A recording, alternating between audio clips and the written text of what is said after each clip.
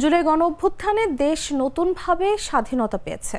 এ অবস্থায় দেশে নির্বাচন হওয়ার আগে 3টি শর্ত পূরণ হতে হবে বলে মন্তব্য করেছেন বাংলাদেশ জামায়াত ইসলামীর আমির ডাক্তার শফিকুর রহমান। বলেন, সংস্কার ছাড়া দেশের কোনো নির্বাচন কাজে আসবে না। বৃহস্পতিবার রাজধানীর গুলশানে হোটেল ওয়েস্টিনে ইউরোপীয় ইউনিয়ন সফর নিয়ে আয়োজিত সংবাদ সম্মেলনে এই কথা বলেন তিনি।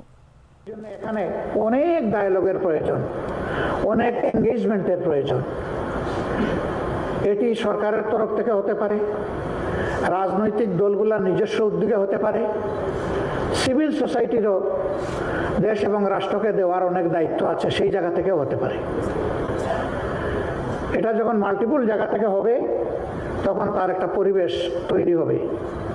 আমরা এই বিষয়গুলো নিয়েও আলোচনা করেছি।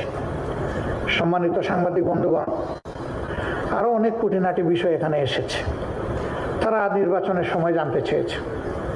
আমরা বলেছি, প্রধান উপদেষ্টা তিনি জাতির সামনে বারবার বলেছেন ডিসেম্বর থেকে পরবর্তী বছরের জুনের মধ্যে ইলেকশন অনুষ্ঠিত।